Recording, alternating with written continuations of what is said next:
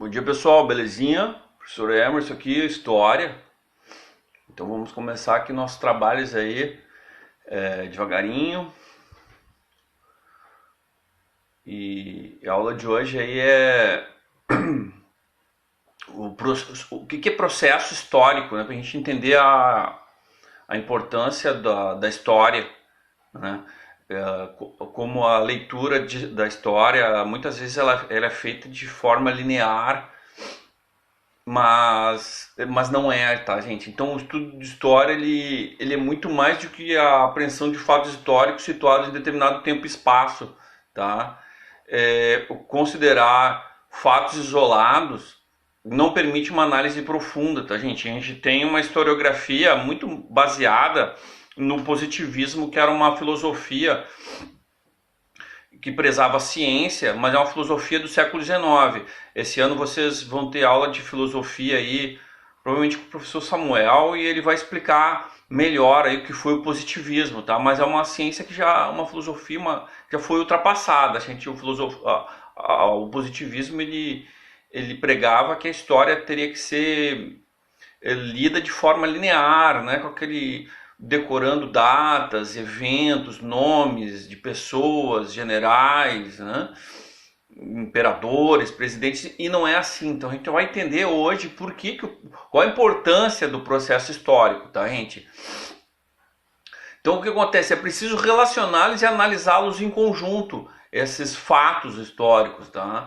Então é uma sequência e os acontecimentos, né, vão mudando a sociedade ao longo do tempo, tá? Então tem as permanências e as rupturas, tá? Então isso é considerado processo histórico, tá? Para entender melhor os historiadores, o que os historiadores chamam de processo histórico, a gente vai ver esse exemplo aqui, que é o exemplo da Lei Áurea, tá? Para quem não sabe, foi a lei que aboliu a escravidão no Brasil, que foi de 13 de maio de 88.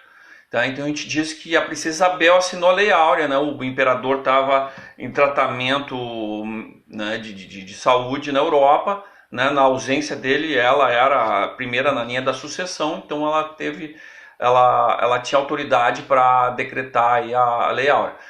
Mas a escravidão, o processo de fim da escravidão terminou, começou aí, né, terminou aí, esse foi o marco. Então o que acontece? Não teve nada antes, não teve nada depois. Isso que a gente analisa no processo histórico, tá, gente? Então, extinguiu a escravidão, né, 2 artigos, tá? Mas a abolição da escravatura se concretizou, tá? Ela veio para o plano legal, tá? Esse decreto, isoladamente, revela pouco sobre o processo de abolição da escravidão, tá, gente? Então a gente tem que fazer uma leitura mais ampla, tá? Do processo da escravidão no Brasil, tá? Então parece que é benevolência do Estado, né? A ideia é que daquele dia em diante os negros estavam integrados na sociedade, que é uma grande mentira, né? A gente não estão integrados até hoje, tá? 53% da população brasileira é afrodescendente, né? A gente não vê isso nos nossos representantes, nem perto, né? Não tem nem perto nem de 10%, tá? De representantes de afrodescendentes, né? Na classe política, nas autoridades, etc, tá? Então a gente tem que considerar o que aconteceu antes da Lei Áurea e o depois. Então o processo, tá, gente? Como é que se desenrolou isso aí? Então aqui a gente tem um exemplar aqui da Lei Áurea, tá? Mas ela pouco diz, como eu já tinha dito, sobre a abolição. É um marco só, é um marco civilizatório, vamos dizer assim, do último país do mundo ocidental a abolir a escravidão, tá? Que é o Brasil, tá? Então o que acontece? A gente tem que analisar o seguinte: é preciso lembrar que a resistência dos escravizados ela vem de 300 anos antes da Lei Áurea, tá? Então eles vinham buscando formas de protestar de diferentes maneiras, diminuindo o ritmo da produção, paralisando o trabalho, destruindo, queimando engenhos, organizando fugas, rebeliões, formando comunidades de fugitivos, quilombolas, tá? Então a gente tem aqui do quilombo, tá? Então a transformação do cenário internacional, tudo isso veio na esteira da Revolução Francesa, que a gente vai estudar mais adiante, tá, gente? Que foi no final do século XVIII, tá? O ideal iluminista de igualdade, fraternidade. também das revoluções inglesas, revoluções burguesas, que queriam acabar com o trabalho escravo para que os escravos virassem público consumidor da Revolução Industrial. E aí sim a gente passou mais adiante aí no século XIX do mercantilismo, que também a gente vai estudar esse conceito econômico, para o capitalismo moderno. Então, como com o escravo ele não consome nada, ele tem que ser liberto, entre aspas, para poder vender a sua força de trabalho, para trocar por capital e trocar por capital por bens de consumo, tá, gente? Então, o que acontece? Depois da Revolução Francesa, então, por exemplo, aqui, ó, em 1845, o Parlamento do Reino Unido aprovou a lei Bill-Albertine, né, que permitia a Marinha Britânica aprisionar qualquer navio suspeito de tráfico negreiro. Então, foi uma imposição dos ingleses em função da Revolução Industrial. Não teve nada de benevolência do Estado. É claro que existia um pouco de benevolência, mas não era o principal fator. O principal fator da abolição da escravatura foi o fator econômico, para você abrir mercado. O escravo não consome, você tem que ter trabalhador assalariado para poder consumir os produtos vindos da Inglaterra, né, da Revolução Industrial. Então, lá em 1850, veio a Lei Eusébio de Queiroz, tá? Então, desde 1831, os britânicos estão exigindo que o Brasil dê um jeito na escravidão, acabe com a escravidão, transforme o escravo em consumidor, tá? Em assalariado, tá? Isso aí foi prorrogando, né? Então ficou a lei, conhecido como a lei para inglês ver. Só em 1850, quase 2 décadas depois, veio a Lei Eusébio de Queiroz, que proibiu o comércio de escravos, o atracamento de navios negreiros em portos brasileiros, tá?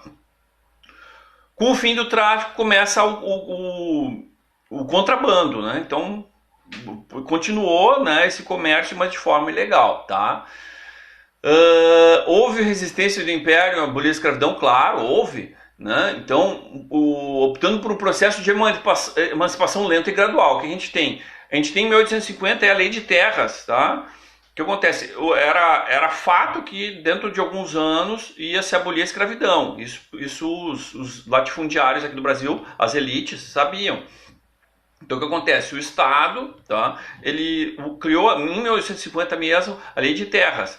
Então as terras as terras devolutas, que não eram de ninguém, ou seja, pertenciam ao Estado, só o Estado poderia vender e comercializar através de leilão, e aí era um mínimo de 200 alqueires, né? Dava manutenção, a Lei de Terras dava manutenção ao latifúndio, ou seja, quem já tinha muita terra e podia comprar mais, e quem era escravo e ia se tornar um cidadão livre, impedia o acesso à terra. Deu uma grande sabotagem dessa população. Depois a gente vem a Lei do Ventre Livre, de 1871, que nascia de filho de escravos, nascia, já era livre, mas imagina quem é que vai cuidar da criança, né, se a mãe e o pai é escravo. É uma coisa meio, né? Em 1885 veio a Lei dos Sexagenários, ou seja, quem resistisse, né, aos trabalhos forçados até 60 anos, que é muito difícil, né, gente, naquela época, sem mínima medicina e tal, era livre, tá? Com mais de 60 anos, tá? Essas leis, apesar de limites, apontavam para o fim da escravidão. Pessoal, então é um processo aí, a gente chama de processo civilizatório aqui do Brasil, tá? Então o que acontece? Em 1884, por livre do Ceará e Amazonas, já tinha autonomia as províncias, né, gente? A gente está falando aí do período imperial do Brasil, né? Segundo Império, para extinguir a escravidão, tá? O negro, depois de 1888, tá, gente? Ele não teve nenhuma compensação do Estado em função da escravidão, não teve nenhum apoio estatal, muito pelo contrário, teve perseguição, tá?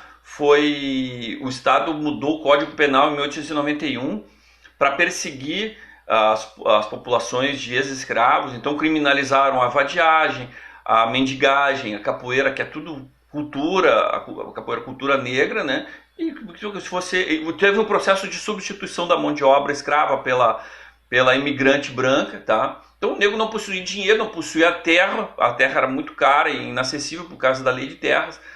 E teve a mudança do Código Penal, então a gente vê o aparato, as forças de segurança né, com a intenção de acabar com os negros, né, de fome ou de perseguição, de assassinato, e substituir a população brasileira pela população imigrante. Não deu certo, tá, gente? Então o que acontece? A gente tem que analisar os fatos históricos desde o início. Então acontece, o fim da escravidão não é claro que é um marco